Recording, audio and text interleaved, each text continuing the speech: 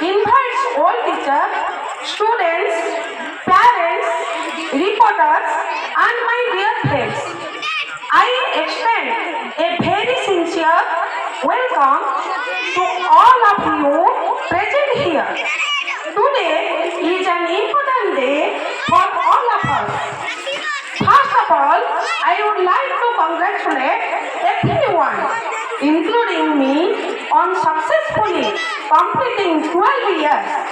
No doubt that our school is expanding year by year, and I heartily congratulate to all the members who have contributed to the success of the program.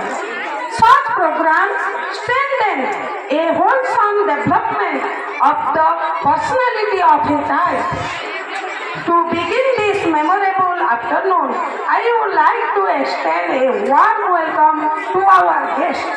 I would like to welcome respected Srimati Sabita Rani Das, Principal of Mother Care Play School, to boost the function.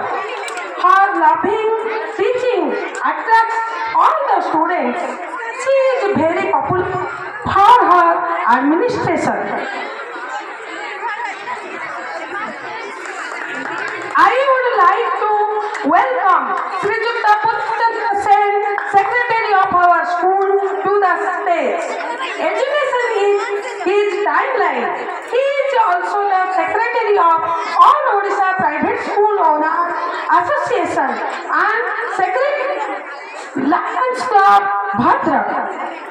I would like to welcome Sri Jukta Radhanath to grace the occasion as Chief Speaker. He has currently retired from Salanti College. He is also a good social worker. Has motivation power. I would like to welcome to Santosh Kumar Mahapatra, President of our school, to the stage. He is very sober and principle oriented and good social worker. He is loving teaching after to all the students. I would like to welcome Sri Sushanta Sahu, IIC Purana Bazar Bhadra, to the stage as chief guest. He is very well-known administrator. I propose the name of Sri Jukta Santosh Kumar Mahapatra, the President of school, to preside over the meeting. Thank you.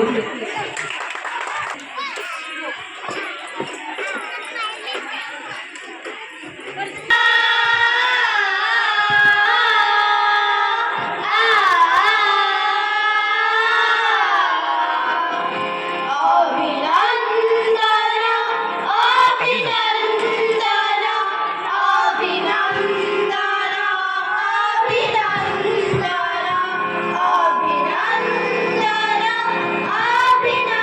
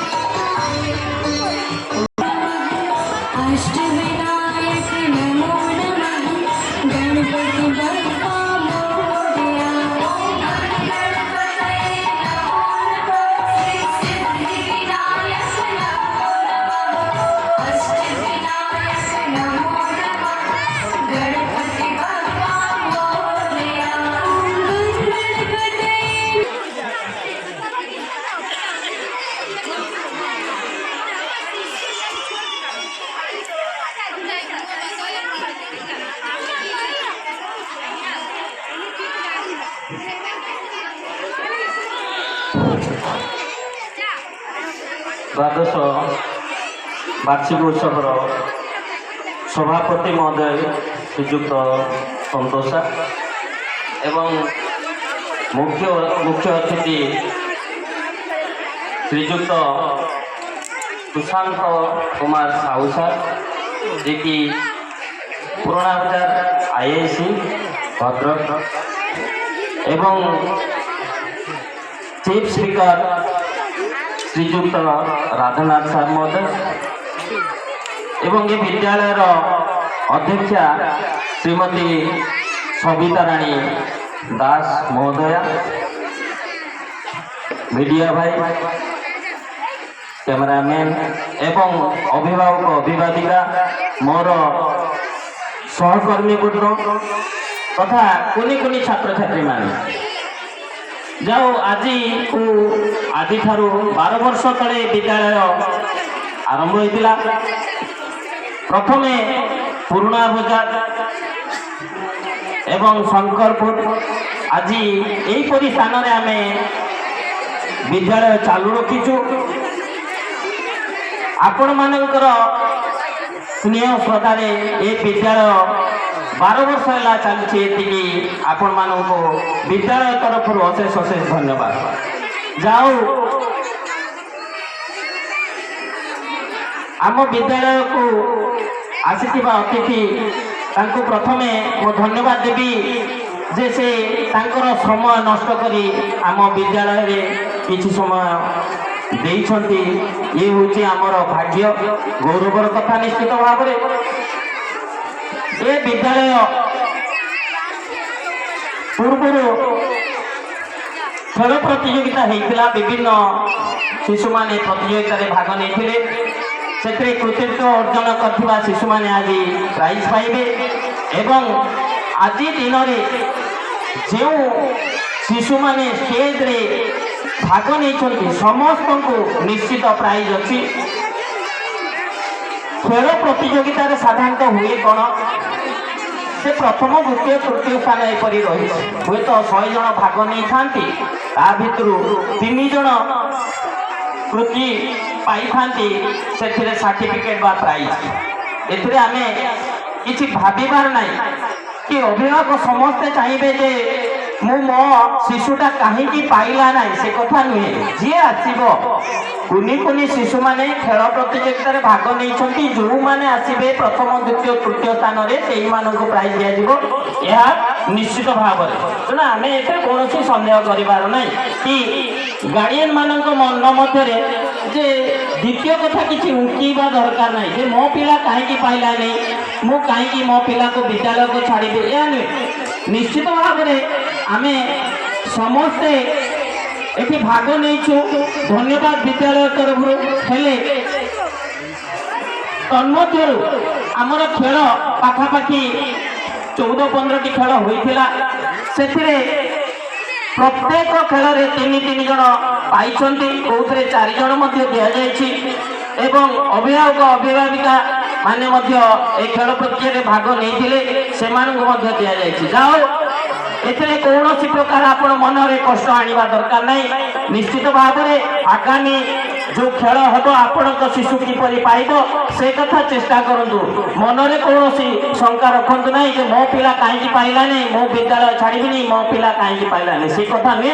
ଯିଏ ପାଇବ ସେଥିରେ କିଛି କଥା ନାହିଁ। ସବୁ ପିଲା ଆମର, ସମସ୍ତଙ୍କ ଭିତରୁ କେହି ଜଣେ ତ ଆସିବେ, ଉତ୍ତୀର୍ଣ୍ଣ ହେବେ, ଏଥିରେ କୌଣସି ସନ୍ଦେହ ନାହିଁ। କ୍ଲାସରେ ପରୀକ୍ଷା ହେଉଛି, ତା ଭିତରୁ ମଧ୍ୟ କିଏ ଅଧିକ ମାର୍କ ରଖିବ, କିଏ କମ୍ ମାର୍କ ରଖିବ। ସାଧାରଣତଃ ଇଏ ତ ଛୋଟ ଶିଶୁମାନଙ୍କର ବିଦ୍ୟାଳୟ, ଯେଉଁଟାକି 3 ବର୍ଷରୁ 5 ବର୍ଷ ଶିଶୁମାନେ ଏଠି ଶିକ୍ଷାଦାନ କରନ୍ତି, ସେଇମାନଙ୍କୁ ନେଇ ଏ ବିଦ୍ୟାଳୟ ଚାଲିଛି। ତେଣୁ ଆପଣଙ୍କର ସହଯୋଗ ନିଶ୍ଚିତ ଭାବରେ ରହିଛି। ଗୋଟେ କଥା ମନେ ରଖିବା ଉଚିତ ଯେ ଆପଣଙ୍କ ଶିଶୁକୁ ଆପଣଙ୍କ ଘରେ ଗୋଟିଏ ଶିଶୁକୁ ଆପଣ ରଖିପାରୁନାହାନ୍ତି। କାହିଁକି ମୁଁ ତାହା କହୁଛି, କିନ୍ତୁ ଆପଣଙ୍କ ଶିଶୁକୁ ଆଣି ଯେତେବେଳେ ବିଦ୍ୟାଳୟରେ ଛାଡୁଛନ୍ତି, ବିଦ୍ୟାଳୟରେ କେତେ ଜଣ ନା 4 ଜଣ ଶିକ୍ଷୟିତ୍ରୀ, 2 ଜଣ ଆୟା ଏବଂ ଜଣେ ପ୍ରିନ୍ସିପାଲ। ଆପଣଙ୍କର 100 ପିଲାକୁ ସେ ନିରବର ସହିତ ତାଙ୍କର ବକ୍ତବ୍ୟ ସମଗ୍ର ଦେବେ। सम्मान्य सभापति महोदय, श्रीयुक्त संसद महामंत्री साहब, सम्मानित मुख्य अतिथि पूर्णपद आईएससी श्रीयुक्त सुशांत साहू साहब, सम्मान्य अतिथि श्रीयुक्त राधानाथ पौड़ साहब एवं पूर्णचंद्र सेन साहब महोदय एवं मोर समस्त शिक्षयित्री, शिक्षक, अभिभावक अभिभाविका, मीडिया भाई, फोटोग्राफर, दर्शक और मोर कुनि कुनि शिशु मान आपण समस्त मदर केयर स्कूल तरफ आर्थिक शुभेच्छा और अभिनंदन। आज ये विद्यालय 12तम वार्षिक उत्सव, यही उत्सव विद्यालय समस्त कुनि कुनि पिला अपेक्षा कर प्रतिभा स्टेज पर देखा। आज यही दिनटी समस्त खुशी दिन। यही विद्यालय 2.5 वर्ष 5 वर्ष पिला माँ बाप से शिक्षादान कर विद्यालय पिला खेल माध्यम पाठ पढ़ा जाए। प्रत्येक शिक्षानुष्ठान होती गोटे मंदिर। मंदिर जो भाई परिष्कार परिच्छन्नता थाए, मंदिर प्रांगण भर को आम जिते बड़े जाती मन भर जपरी भक्तिभाव जागृत हुए गोटे अनुष्ठान कैंपस सेपरी हवा दरकार और अनुष्ठान से प्रकार परिस्थिति आने आम समस्त दायित्व। आउ एक कथा, मंदिर मूर्ति पूजा कराए तार कारीगर किए पचरा जाए ना। आमर कर्तव्य होती जो पिला शिक्षादान करने आसुँच से आम किपरि भल ସେଥିପାଇଁ ପରିବେଶର ଆବଶ୍ୟକତା ରହିଛି। ଆମେ ଯେପରି ପରିବେଶ ଭିତରେ ରଖିବା ସେ ପିଲାଟି ଭଲ ମଣିଷଟିଏ ହେବ। ସେଥିପାଇଁ ପ୍ରଥମେ ପିତାମାତା, ପଡ଼ୋଶୀ, ଶିକ୍ଷକ, ଶିକ୍ଷୟିତ୍ରୀ ଓ ଆମେ ସମସ୍ତେ ପରିବେଶକୁ ସ୍ୱଚ୍ଛ ରଖିବା। ସେଥିପାଇଁ mother is the first teacher of a child, teacher is the second mother of a child, home is the first school of a child, school is the second home of a child. ଆଉ ମୁଁ ଅଧିକ କ'ଣ କହିବି, ପିଲାମାନେ ସେମାନଙ୍କର ବର୍ତ୍ତମାନ ଦେଖେଇବା ପାଇଁ ବ୍ୟସ୍ତ ହେଲେଣି। ସର୍ବଶେଷରେ ଏତିକି ଅନୁରୋଧ କରିବି, ପିଲାମାନଙ୍କୁ ସମୟାନୁସାରେ ଛାଡ଼ନ୍ତୁ, ବିଦ୍ୟାଳୟର ନୀତି ନିୟମକୁ ମାନନ୍ତୁ। ଏତିକି କହି ମୁଁ ମୋର ବକ୍ତବ୍ୟ ରଖୁଛି। ଜୟ ହିନ୍ଦ। ମହୋଦୟ ଅନୁରୋଧ କରିକି ଆମର ଅନ୍ୟତମ ଅଧ୍ୟକ୍ଷ ଶ୍ରୀଯୁକ୍ତ ରାଧାରାମ ପରିଡ଼ା ମହୋଦୟ ସେ ଆପଣମାନଙ୍କୁ ଅଭିନନ୍ଦନ ଦେବେ ଏବଂ ଆପଣମାନଙ୍କୁ ଉତ୍ସାହିତ କରିବେ, ଆକର୍ଷିତ କରିବେ। ମୋର ମହୋଦୟ, ମଞ୍ଚଆସୀନ ମୁଖ୍ୟ ଅତିଥି IIC ଟୁଣା ବଜାର ଶ୍ରୀଯୁକ୍ତ ସୁଶାନ୍ତ କୁମାର ସାର୍ ମହୋଦୟ, ମଦର କେୟାର ସ୍କୁଲର ପ୍ରିନ୍ସିପାଲ ମହୋଦୟା, ଓଡ଼ିଶା ଡିଗ୍ରୀ ସ୍କୁଲର ପ୍ରିନ୍ସିପାଲ ମହୋଦୟ, ଉପସ୍ଥିତ ସମସ୍ତ ମିସ୍ ମହୋଦୟା, କର୍ମଚାରୀ ବୃନ୍ଦ, ଉପସ୍ଥିତ ମିଡ଼ିଆ ବନ୍ଧୁ, ଲାଇଟ୍ ଏବଂ ମାଇକ୍ ଅପରେଟର ଭାଇ, ତତ୍ସହିତ ଆଜିର ମୁଖ୍ୟ ଆକର୍ଷଣ ସଜ ପ୍ରସ୍ଫୁଟିତ କୁନାକୁନି ପିଲାମାନେ, ଯିଏକି এই মদর কেয়ার স্কুল মানে মদর কেয়ার নামক এক বগিচার সবু ফুল যে এই মদর কেয়ার স্কুল কু শোভাবন্ত করাইছেন এবং এই মদর কেয়ার স্কুল কু অতি মনোরম করেছেন। আজ মোর পরম সৌভাগ্য আপন মানক গহণরে কিছু সময় বিতাইবার অবসর মতো মিলছি। এথিপাই স্কুল প্রিন্সিপাল এবং তথা কর্মকর্তা মানকু মো তরফরু অশেষ ধন্যবাদ। আজ মদর কেয়ার প্লে স্কুলর 12তম বার্ষিক উৎসব। এই স্কুল আপন মানক অঞ্চଳରେ ପ୍ରତିଷ୍ଠା ଲାଭ କରି ବିଭିନ୍ନ ସ୍ଥାନରେ ତାର ଶିକ୍ଷାଦାନ କରି ଆସୁଛି। କୁନି କୁନି ପିଲାମାନଙ୍କୁ ଆଣି ଏଠାରେ ମାର ସ୍ନେହ ମମତା ଦେଇ ସେମାନଙ୍କୁ କୋଳେଇ କାଖେଇ ସେମାନଙ୍କୁ ଗେଲ କରି ସେମାନଙ୍କୁ ଖେଳାଇ ହସାଇ ଶିକ୍ଷାଦାନ ଦେଉଛନ୍ତି, ଯାହାକି ଆପଣମାନେ ଘରେ କରୁଥିଲେ, ମା ବାପା ମାନେ କରୁଥିଲେ, ପିଲାମାନଙ୍କୁ ହସାଉଥିଲେ, ଖେଳୁଥିଲେ। ତ ସେଇ କାର୍ଯ୍ୟକ୍ରମ ଏଠାରେ ଆମର ମିସ୍ ମାନଙ୍କ ଦ୍ୱାରା ହେଉଛି। ଆପଣମାନଙ୍କ ପିଲାକୁ ସେମାନେ ଖେଳାଇ ହସାଇ ସେମାନଙ୍କର ଯତ୍ନ ନେଇ ସେମାନଙ୍କୁ ଶିକ୍ଷାର ଦିଗ୍ଦର୍ଶନ ଆଡ଼କୁ ମୁହାଁଉଛନ୍ତି। ଆମେ ନିଜ ଘରେ ଯେତେବେଳେ ଗୋଟିଏ ପିଲାର ଯତ୍ନ ନେଉଛନ୍ତି ସେତେବେଳେ ଆମେ ମଧ୍ୟ କେବେ କେବେ କିଛି କଥାରେ ଭୁଲ ରହିଯାଉଛି, କେଉଁଠି ଭୁଲ ଘଟିକା ରହିଯାଉଛି, ଯଦ୍ୱାରା କି ଆମେ ପିଲା ଉପରେ ଚିଡ଼ି ଯାଉଛନ୍ତି, ରାଗି ଯାଉଛନ୍ତି, ପିଲାକୁ କେତେବେଳେ ମାଡ଼ ମାରୁଛନ୍ତି। କିନ୍ତୁ ଏଇ ବିଦ୍ୟାଳୟ ଯିଏକି ଆପଣମାନଙ୍କ ପିଲାର ଯତ୍ନ ନେଉଛନ୍ତି ଏବଂ ସେମାନଙ୍କୁ କୋଳେଇ କାଖେଇ ଆମର ମିସ୍ ମାନେ ଦାୟିତ୍ୱକୁ ତୁଲେଇ କର୍ତ୍ତବ୍ୟନିଷ୍ଠ ଭାବରେ ସେମାନଙ୍କର ଶିକ୍ଷାଦାନ ଦେବା ସହିତ ସେମାନେ କିଛି ସମୟ ପାଇଁ 4 ଘଣ୍ଟା ପାଇଁ ହେଉ କି 5 ଘଣ୍ଟା ପାଇଁ ହେଉ ସେମାନଙ୍କର ମା ହେଉଛନ୍ତି, ସେମାନଙ୍କର ବାପ ହେଉଛନ୍ତି, ସେମାନଙ୍କର ଭାଇ ହେଉଛନ୍ତି, ସେମାନଙ୍କର ଭଉଣୀ ହେଉଛନ୍ତି ଏବଂ ସେମାନଙ୍କର ସାଥୀ ବି ହେଉଛନ୍ତି, ସେମାନଙ୍କ ସହିତ ଖେଳୁଛନ୍ତି, ସେମାନଙ୍କୁ ଖେଳଉଛନ୍ତି, ସେମାନଙ୍କ ସହିତ ନାଚୁଛନ୍ତି, ସେମାନଙ୍କୁ ନଚାଉଛନ୍ତି, ତା ସହିତ ଶିଖଉଛନ୍ତି ଏ for Apple, B for banana. ତେଣୁ ଏଇ ଯୋଉ କଥା ରହୁଛି, ସେଥିପାଇଁ ଆଜି এই বার্ষিক উৎসবরে ମୁଁ ପ୍ରଥମେ সেই কর্মতৎপর ମିସ୍ ମାନଙ୍କୁ ଅଶେଷ ଧନ୍ୟବାଦ ପ୍ରଦାନ କରୁଛି। ଦୁଇ ପଦ କଥା ରଖିବି ଶିଶୁମାନଙ୍କର ଅଭିଭାବକ ଅଭିଭାବିକା ମାନଙ୍କ ପାଇଁ। ମା ଶବ୍ଦର ଅବିକଳ ଆଉ ଦ୍ୱିତୀୟ ଶବ୍ଦ କିଛି ନାହିଁ କି ଅର୍ଥ କିଛି ନାହିଁ। ମା ହିଁ କେବଳ ମା। ମା ହଉଛି ସମାଜର ମୂଳଦଣ୍ଡ। ମା ହଉଛି ଭବିଷ୍ୟତର ଜନ୍ମଦାତ୍ରୀ। ମା ସମାଜ ପାଇଁ ଯେଉଁ ସନ୍ତାନ ଦିଏ, ସେ ହଉଛି ପ୍ରଥମ କର୍ତ୍ରୀ ବା ପ୍ରଥମ ଲୋକ ଯିଏକି ସମାଜ ପାଇଁ ସୁସନ୍ତାନଟିଏ ପ୍ରଦାନ କରନ୍ତି। ତେଣୁ ଗୋଟିଏ ଛୋଟ କଥା ଅଛି, ମାଟି ମୋର କେଡ଼େ ନିଜର, ତାପରି କେହି ନାହିଁ। ମାର କୋଳେ ଥିଲେ ନନ୍ଦରେ ଶୀତ ବତାସି ବା, ଆସୁ ଆପଦ ପଡ଼ୁ ବିପଦ ମାଟି ମୋର ସା। ଖାଇ ନଥିଲେ ଖୁଆଇ ମତେ ଶୁଆଇ ଦିଏ ବୋଳେ, ଆହା କି ମିଠା କାକୁଣ୍ଡ କଥା ମନେ ମୁଁ କଥା ବାଳେ। ରୋଗରେ ପଡ଼ି କାନ୍ଦିଲେ ଗଡ଼ି ଆଖିରେ ତାର ଲୁହ, সকল কথা লাগই পিতা তারপরে উঠে কহ এ হଉଛି মা।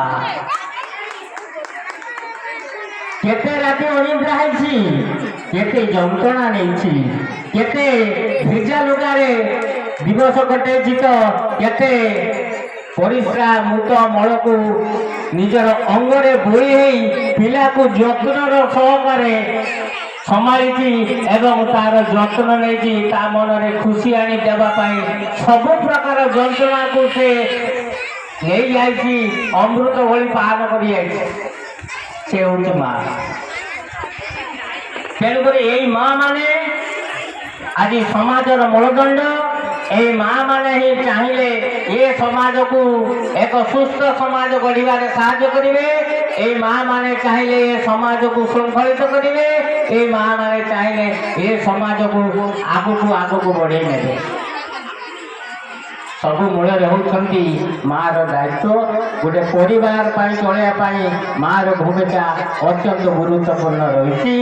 ମା ଚାହିଁଲେ ଗୋଟେ ପରିବାରକୁ ଶୃଙ୍ଖଳିତ କରିପାରିବ, ପିଲାମାନଙ୍କୁ ଶୃଙ୍ଖଳିତ କରିପାରିବ, ସମସ୍ତଙ୍କୁ ଶୃଙ୍ଖଳିତ କରିବା ସହିତ ନିଜେ ଦୀପ ଭଳି ଜଳି ଜଳି ଜଳି ଜଳି ଅନ୍ୟକୁ ଆଲୋକିତ କରେ କେବଳ ମା। ତେଣୁ ସମାଜର ମୁଖ୍ୟ ଭୂମିକାରେ ଯେଉଁ ମା ଏତେ ଯନ୍ତ୍ରଣା ଦୁଃଖ କଷ୍ଟ ସହି ଏ ସମାଜ ପାଇଁ ବଳିଦାନ ଦେଇ ନିଜ ଗର୍ଭରୁ ସୁସନ୍ତାନ ଜନ୍ମ କରି ଏ ଜନ୍ମଭୂମିକୁ ପ୍ରଦାନ କରେ, ସେହି ମା ମାନଙ୍କୁ ଆଜି ଦିବସରେ ମଥାନତ ପ୍ରଣାମ। ବିଶେଷ କିଛି ସମୟ ନେବି ନାହିଁ। ପିଲାମାନେ ନାଚ ଗୀତରେ ମଜବୁତ ଥିଲେ, ଯେହେତୁ ଆମର ସଭା କାର୍ଯ୍ୟ ବିଳମ୍ବ ହେଲା, ସେଥିପାଇଁ ଆମେ ଅଳ୍ପ କିଛି ସମୟ ଆପଣଙ୍କୁ ନେବୁ। ତାପରେ ପିଲାମାନଙ୍କର ନାଚ ଗୀତ ଆପଣ ଉପଭୋଗ କରିବେ। ଆପଣମାନେ ପିଲାମାନଙ୍କ ନିଜ ପିଲାମାନଙ୍କର ଯେଉଁ ପିଲାମାନଙ୍କୁ ଆପଣମାନେ ଇଏ ସ୍କୁଲକୁ ପଠାଇଛନ୍ତି, ଯେଉଁ ପିଲାମାନେ ଆପଣଙ୍କର ପିଲା ଘରେ କ'ଣ ନାଚ ଶିଖିଲେ, କ'ଣ ଗୀତ ଗାଇଲେ, କ'ଣ କଲେ, ସେ କଥା ଆପଣ ଜାଣିନଥିଲେ। ଆପଣ ଦେଖନ୍ତୁ, ଆପଣ ମଧ୍ୟ ଏଇ ଷ୍ଟେଜକୁ ଉଠିବା ପାଇଁ ସଂକୋଚ ବୋଧ କରିବେ। ଆପଣଙ୍କୁ ଟିକେ ଲାଜ ଲାଗିବ। ଏ ଷ୍ଟେଜ ଉପରେ ବସି ଛିଡ଼ା ହେଇକି ଆପଣଙ୍କୁ ଧୈର୍ଯ୍ୟ ରହିବନି କି ସାହସ ରହିବନି। କିନ୍ତୁ ଆପଣମାନଙ୍କ ପିଲା ଦେଖନ୍ତୁ, କଣ୍ଢେଇଟିଏ, ଛୋଟ କଣ୍ଢେଇଟିଏ, ସେଇ କଣ୍ଢେଇଟି ଆପଣଙ୍କ ଆଗରେ ନଚା ଯାଉଛି। ସେଇ କଣ୍ଢେଇ ଆଜି ଗୀତ ଗାଉଛି। ସେଇ କଣ୍ଢେଇ ଆଜି ବିଭିନ୍ନ ପ୍ରକାର ଅଙ୍ଗ ଭଙ୍ଗୀ କରି, ବିଭିନ୍ନ ପ୍ରକାର ଖେଳ କସରତ କରି ଆପଣଙ୍କ ଆଗରେ ସେ ଦଣ୍ଡାୟମାନ ହେଉଛି। ତେଣୁ ଏଇ ପିଲାମାନଙ୍କ ପାଇଁ ଯେତେବେଳେ ପିଲାମାନେ ପରଫର୍ମାନ୍ସ କରୁଛନ୍ତି, ନାଚ ଗୀତ କରୁଛନ୍ତି, ସେମାନଙ୍କୁ ଉତ୍ସାହିତ କରିବା ପାଇଁ ଆପଣମାନଙ୍କୁ ଅନୁରୋଧ, ଆପଣମାନେ ସେମାନଙ୍କୁ ତାଳି ଦ୍ୱାରା ସେମାନଙ୍କୁ ଉତ୍ସାହିତ କରିବେ, ଉତ୍ସାହିତ କରାଇବେ। ହେଲେ ଆପଣମାନଙ୍କ ପିଲାମନରେ ଆହୁରି ଆନନ୍ଦ, ଆହୁରି ଉତ୍ସାହ ଭରି ଉଠିବ। କହିବି ଆପଣମାନଙ୍କୁ ନିବେଦନ କରିବି, ଏଇ ଯେଉଁ କୁନି କୁନି ପିଲାମାନଙ୍କୁ ଦୟାକରି ଆପଣମାନେ ମୋବାଇଲ ଠାରୁ ଟିକେ ଦୂରେଇ ରଖନ୍ତୁ। ମୋବାଇଲ ବର୍ତ୍ତମାନ ଏକ ସମସ୍ୟା ହୋଇ ଦେଖାଦେଇଛି, ଯାହାକି ଆପଣମାନେ ଯେତେବେଳେ କାର୍ଯ୍ୟ ବ୍ୟସ୍ତ ରହୁଛନ୍ତି, ମୋବାଇଲଟିଏ ପିଲାମାନଙ୍କୁ ଧରେଇ ଦେଇ ଆପଣ କାର୍ଯ୍ୟରେ ବ୍ୟସ୍ତ ରହୁଛନ୍ତି, ପିଲା ତାର ସେ ମୋବାଇଲ ଦେଖ। ଦୟାକରି ଆପଣମାନଙ୍କୁ ଅନୁରୋଧ କରିବି, ମାଆ ମାନଙ୍କୁ ଅନୁରୋଧ କରିବି, ମାଆ ମାନେ ଏ ମୋବାଇଲ ଏକ ଦୁଷ୍ଟ ସାଥୀ, এই ଦୁଷ୍ଟ ସାଥୀକୁ ପିଲାଙ୍କ ଠାରୁ ଟିକେ ଦୂରେଇ ରଖନ୍ତୁ। ପିଲାକୁ ସୁସଂସ୍କାରିତ କରିବା ପାଇଁ, ସୁମଣିଷ କରିବା ପାଇଁ, ଭଲ ସାମାଜିକ ପ୍ରାଣୀଟି ଗଢ଼ିବା ପାଇଁ ମୋବାଇଲର ଆବଶ୍ୟକତା ନାହିଁ। ଆବଶ୍ୟକତା ଅଛି ଆପଣଙ୍କର ସ୍ନେହ, ଆବଶ୍ୟକତା ଅଛି ଆପଣଙ୍କର ସହାନୁଭୂତି, ଆବଶ୍ୟକତା ଅଛି ଆପଣଙ୍କ ପରିବେଶର ସୁସ୍ଥତା, ଆବଶ୍ୟକତା ଅଛି ବାପା ମାଆଙ୍କ ଭିତରେ କୋର୍ଡିନେସନ, ବାପା ମାଆଙ୍କ ଭିତରେ ହସ ଖୁସି ମଜା ମସ୍ତି, ଏସବୁ ଆବଶ୍ୟକ ଅଛି। ଯାହାକି ପିଲାମାନଙ୍କ ମନ ଭିତରେ ଉଙ୍କି ମାରିବ, ପିଲାମାନେ ସେୟାକୁ ହିଁ ଅନୁକରଣ କରିବେ। ପିଲାମାନେ ସେୟାକୁ ଅନୁକରଣ କରି ଭଲ ମଣିଷ ବା ସୁସଂସ୍କାରିତ ହେବା ଏବଂ ସୁବିଚାର ନେବା ପିଲାମାନଙ୍କ ଭିତରେ ଉଙ୍କି ଦେଖାବ। ତେଣୁ ଆପଣମାନଙ୍କୁ ଅନୁରୋଧ କରିବି, ଏ ଦୁଷ୍ଟ ସାଥୀକୁ ଆପଣ ଦୂରେଇକି ରଖନ୍ତୁ। କାହିଁକି ଏହାଦ୍ୱାରା ପିଲାମାନଙ୍କ ମସ୍ତିଷ୍କରେ ଏକ ନକାରାତ୍ମକ ଚିନ୍ତାଧାରା ଆସୁଛି। ସୁସ୍ଥ ପିଲା ଦୁର୍ବଳ ହେଉଛି, ସୁସ୍ଥ ପିଲା ଦୁର୍ବଳ ହେବା ସହିତ ତା ମସ୍ତିଷ୍କୀୟ ଚେତନା କ୍ରମଶଃ ଭ୍ରମିତ ହେଇଯାଉଛି। ତେଣୁ ସେ ଶିକ୍ଷାଦାନ ଅପେକ୍ଷା ମୋବାଇଲ କି ବେଶୀ କ'ଣ କରୁଛି ନା ଆଶାୟୀ ହେଉଛି ଏବଂ ବେଶୀ ସମୟ ସେଇ ମୋବାଇଲରେ ଦେବା ପାଇଁ ଚେଷ୍ଟା କରୁଛି। ତେଣୁକରି ଦୟାକରି ଅନୁରୋଧ, ଆପଣମାନେ ପିଲାମାନଙ୍କ ଠାରୁ ସେଇ ମୋବାଇଲକୁ ଟିକେ ଦୂରେଇ ରଖନ୍ତୁ।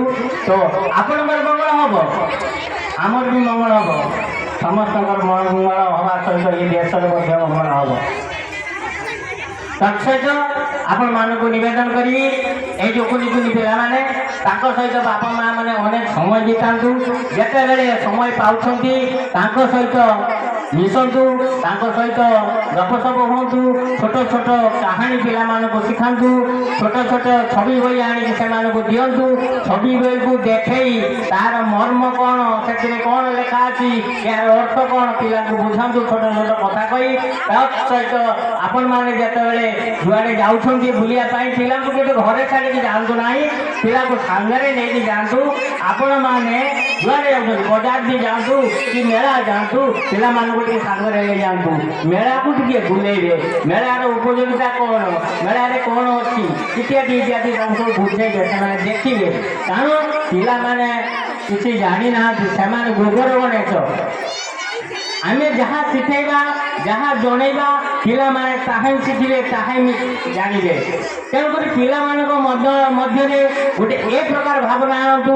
ପିଲା ସବୁବେଳେ ପଚାରୁ, ଏହା କାହିଁକି, ଏହା କ'ଣ ପାଇଁ, ଏହା କେଉଁଥିପାଇଁ। এই প্রকার প্রশ্ন পচারিলে মা মানে বাপা মানে তার সঠিক উত্তর দেই তার সমস্যার সমাধান করিয়া পাই বাট বুঝিবে। তৎসহিত আমার এই মদর কেয়ার স্কুল যেপরি ভাবে ଆପଣଙ୍କ ପିଲାମାନଙ୍କୁ କୁନି ପିଲାମାନଙ୍କୁ ଶତ ପ୍ରଚେଷ୍ଟା କରି ଯତ୍ନର ସହକାରେ ଶୃଙ୍ଖଳିତ ଭାବରେ ସେମାନଙ୍କୁ ଅଧ୍ୟୟନରତ କରାଉଛନ୍ତି ଏବଂ ଶିକ୍ଷାର ନୂଆ ଦିଶା ପ୍ରଦାନ କରିବା ପାଇଁ ଚେଷ୍ଟା କରୁଛନ୍ତି। ସେମାନଙ୍କୁ ଆପଣମାନେ ସମସ୍ତେ ସହଯୋଗ କରନ୍ତୁ ଏବଂ ଅଧିକରୁ ଅଧିକ ଆପଣମାନେ ଆପଣମାନଙ୍କ ପିଲାକୁ ଏଠାକୁ ପଠାଇ ଏ ସ୍କୁଲକୁ ସରସ ସୁନ୍ଦର କରାନ୍ତୁ ଏବଂ ଆପଣମାନେ ବହୁ ସଂଖ୍ୟାରେ ଆସି ଏଠି ଉପସ୍ଥିତ ହୋଇ ସମସ୍ତଙ୍କୁ ଉତ୍ସାହିତ କରନ୍ତୁ।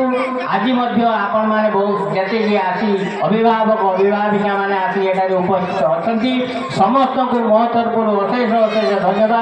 ଯାହା ହଉ ଆପଣମାନେ ଆପଣମାନଙ୍କ ପିଲାଙ୍କ ପାଇଁ ସମୟ ଦାନ କରିଛନ୍ତି, ପିଲାମାନଙ୍କର କୃତିତ୍ୱକୁ ଆପଣ ଦେଖୁଛନ୍ତି ଏବଂ ଉପଭୋଗ କରୁଛନ୍ତି, ଖୁସି ହେଉଛନ୍ତି।